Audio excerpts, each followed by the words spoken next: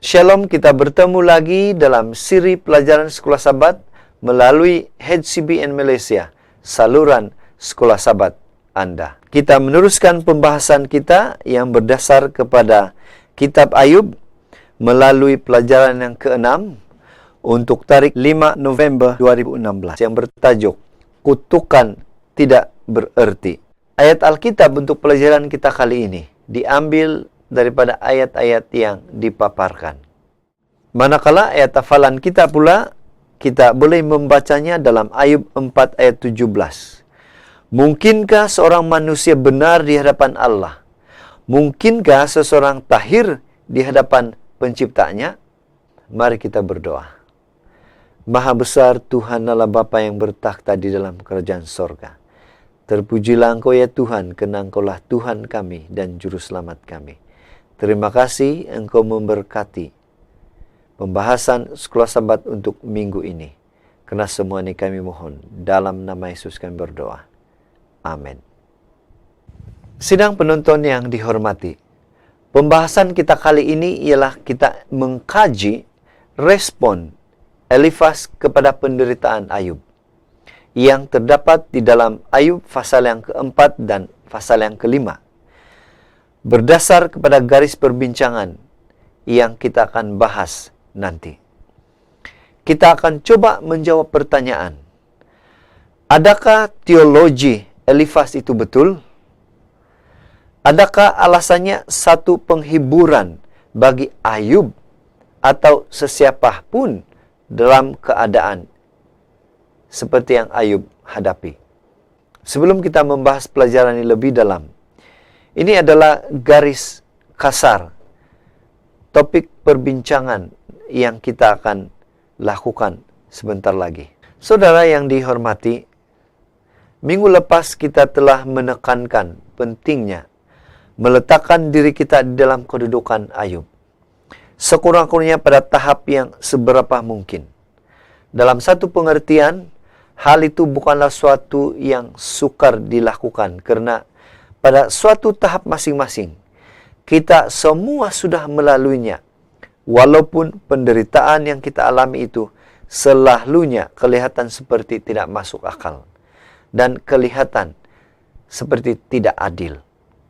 Pada kali ini, sementara kita mengekalkan perspektif yang kita bahas pada minggu yang lalu, kita coba dan kita juga perlu melihat dari perspektif orang lain di dalam cerita ini, yaitu mereka yang telah datang dan coba mengongsikan duka cita yang dialami oleh Ayub. Hal itu bukanlah sesuatu yang sukar karena siapakah di antara kita yang tidak pernah melihat penderitaan orang lain?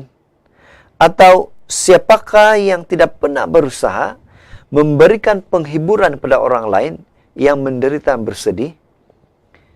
Bagaimana kita berusaha mencari kata-kata yang tepat untuk diucap terhadap mereka saat kesedihan mereka menembusi hati kita juga? Inilah keadaan-keadaan yang memungkinkan kita boleh mengerti keadaan seperti yang dialami oleh Ayub. Sebagian besar kandungan kitab Ayub itu memuatkan perbualan di antara Ayub dan rakan-rakannya. Ketika semua mereka coba memahami apa yang seringkali kelihatan tidak masuk akal, yaitu penderitaan dan tragedi manusia yang tidak putus-putus di dalam dunia yang dicipta oleh Tuhan. Persoalan yang pertama yang akan kita bahas lebih dalam ialah apa yang dimaksudkan dengan penderitaan yang berhasil. Kita dahului dengan membaca Mazmur 119 ayat 67. Sebelum aku tertindas, aku menyimpang, tetapi sekarang aku berpegang pada janji-Mu. Kita telah mempelajari 2 pasal dalam kitab Ayub, bahwa penderitaan manusia mungkin kadangkala tidak mempunyai sebarang matlamat, karena ia selalunya sebahagian daripada suatu kerangka yang lebih luas, yang lebih dalam, yaitu yang lebih jauh melepasi dunia ini, yaitu kontroversi besar. Namun demikian, Alkitab juga memberitahu kita mengenai suatu jenis penderitaan yang berhasil. Kadangkala Allah menggunakan keadaan ini untuk membuat kita berpikir mengenai keadaan keberdosaan diri kita agar kita berpaling kepada Tuhan. Sidang penonton yang dihormati, harus kita ingat bahwa Allah tidak pernah menyebabkan penderitaan, tetapi Dia kadangkala menggunakannya untuk menyentuh hati yang patah, agar kita boleh menerima penyelesaian yang Allah sediakan. Seterusnya, menurut teologi Elifas, yaitu salah seorang rakan Ayub, bahwa orang benar itu tidak menderita. Apakah maksudnya? Mari kita baca di dalam Ayub pasal 4 ayat yang ke-7. Camkanlah ini, siapa binasa dengan tidak bersalah, dan di manakah orang yang jujur dipunahkan? Rakan-rakan Ayub telah datang untuk menghibur dia. Mereka berdiam diri selama 7 hari. Kemudian Ayub membuka suaranya. Tetapi rakan-rakannya itu menjadi marah terhadapnya, terhadap sungutannya. Dan ini menunjukkan mereka tidak bersikap sensitif terhadap penderitaan yang dialami oleh Ayub. Pada dasarnya Elifas memberitahu Ayub bahwa dia seorang pelaku dosa yang besar. Itu sebabnya dia menderita. Karena mengikut teologi mereka, orang benar itu seperti Ayub sepatutnya tidak menderita. Namun demikian hal itu tidaklah benar. Walaupun ia benar, waktu itu bukan masa yang sesuai untuk menunjukkan kesalahannya. Tetapi seharusnya masa itu digunakan untuk menunjukkan rasa simpati dengan orang yang menderita. Saudara, Elifas seterusnya berkata mengenai watak Allah yang lurus. Apakah maksudnya?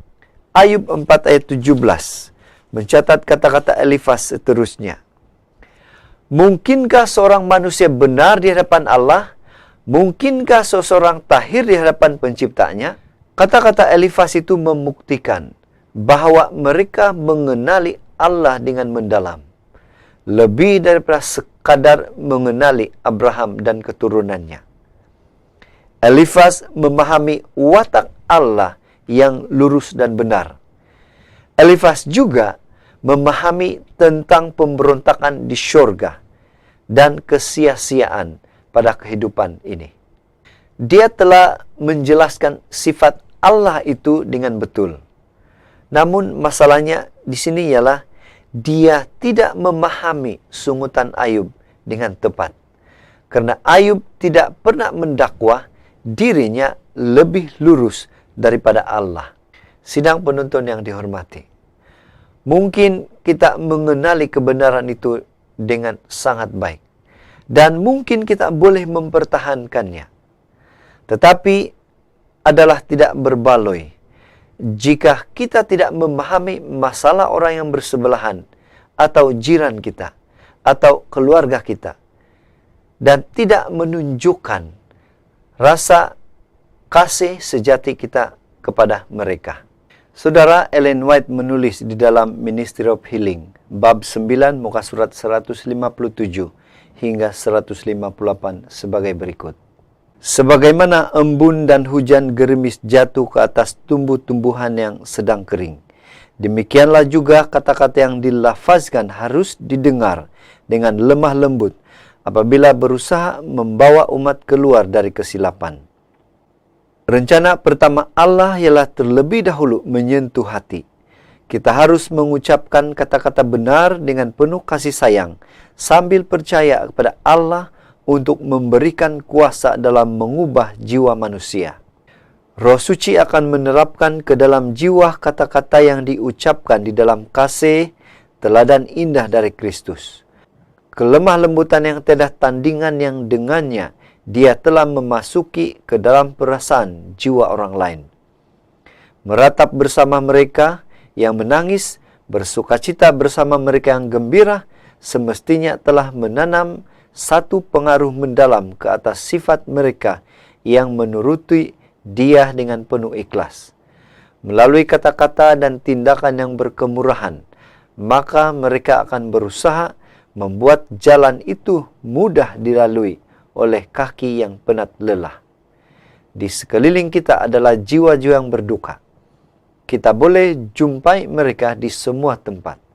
Marilah kita berusaha mencari mereka yang menderita ini dan mengucapkan kata-kata yang boleh menghiburkan hati mereka. Marilah kita sentiasa menjadi saluran berkat kepada orang lain, agar melalui kita akan mengalir air belas kasihan yang menyegarkan. Saudara, Elifas seterusnya berbicara kepada Ayub mengenai kejatuhan orang yang bodoh yang terdapat di dalam Ayub pasal yang ke-5 ayat ke-3 yang berbunyi berikut. Aku sendiri pernah melihat orang bodoh berakar, tetapi serta-merta kukutuki tempat kediamannya. Kalau kita perhatikan saudara, pelajaran kita minggu ini, ungkapan Elifas ini tidak sesuai dengan keadaan Ayub saat itu. Tapi ucapannya mengandungi kebenaran besar yang terdapat di seluruh Alkitab. Mari kita semak beberapa rujukan lain dalam Alkitab yang ada menyebut mengenai apa yang Elifas katakan di sini. Pertama, di dalam Ayub 5 ayat 3 kita dapat persamaannya di dalam Mazmur 37 ayat 10. Dalam Ayub 5 ayat 6 pula, persamaannya kita boleh dapatnya dalam Amsal 26 ayat 2. Ayub 5 ayat 11 hingga 12 pula terdapat sebutan mengenai hal yang sama di dalam Lukas 1 ayat 52. Sementara Ayub 5 ayat 13, Paulus ada menyebut tentangnya di dalam 1 Korintus 3 ayat 19. Dan kita kembali kepada Mazmur 34 ayat 6. Bagi hal sama yang disebut di dalam Ayub 5 ayat 15. Sementara itu dalam Ayub 5 ayat 17, perjanjian baru berbicara mengenainya melalui Ibrani 12 ayat 5. Bagi Ayub 5 ayat 18, kita kembali ke perjanjian lama untuk melihat di dalam Hosea 6 ayat 1. Dan akhir sekali, dalam Ayub 5 ayat 20, terdapat persamaannya di dalam Mazmur 33 ayat 19. Sidang penonton yang dihormati, topik terakhir dalam pembahasan kita kali ini ialah berupa satu nasihat untuk kita, agar jangan menghakimi apa-apa sebelum waktunya. 1 Korintus pasal 4 ayat 5 berkata sebagai berikut. Karena itu, janganlah menghakimi sebelum waktunya, yaitu sebelum Tuhan datang. Ia akan menerangi juga apa yang tersembunyi di dalam kegelapan, dan ia akan memperlihatkan apa yang direncanakan di dalam hati. Maka tiap-tiap orang akan menerima pujian dari Allah.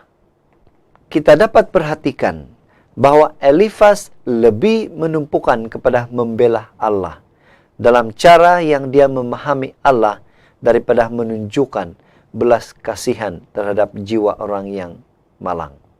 Kita tinggal di dalam kerangka kontroversi besar, sama seperti Ayub, dan kita juga menderita dari akibatnya. Oleh itu, kita memerlukan belas kasihan dan simpati, bukan diberi syarahan.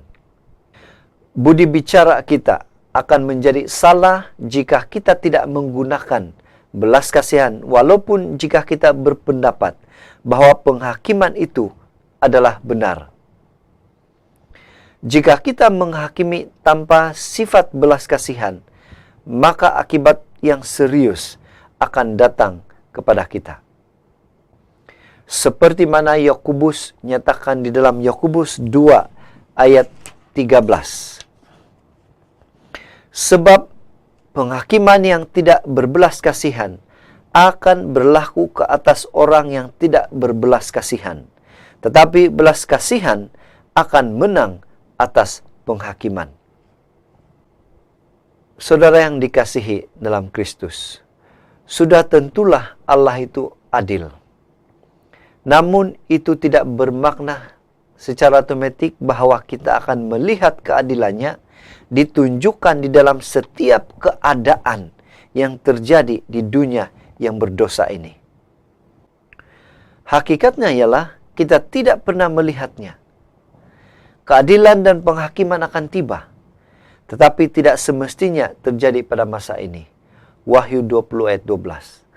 Sebahagian makna hidup dalam iman ialah percaya kepada Allah, bahwa keadilan yang sangat berkekurangan di sini sekarang akan didedah dan dibuat menjadi kenyataan suatu hari nanti. Oleh itu saudara, pada pembahasan kali ini kita boleh menyimpulkan bahwa kehadiran rakan-rakan Ayub mempunyai unsur-unsur penghiburan terhadap penderitaan sahabat mereka. Namun perbicaraan yang hati-hati tanpa belas kasihan menunjukkan mereka menghakimi Ayub atas dasar apa yang mereka fahami sebagai satu teologi yang benar. Sementara bukan semuanya salah pada teologi ini, namun di dalam intinya ia sangat berkekurangan. Tambahan pula, jawaban yang mudah dan teologi secara umum tidak semestinya menjadi respon kepada penderitaan yang dialami oleh manusia. Shalom, kita bertemu lagi dalam siri pelajaran Sekolah Sabat yang akan datang. Tuhan memberkati. Mari kita berdoa. Maha besar Tuhan Allah Bapa yang bertakhta di dalam kerajaan sorga.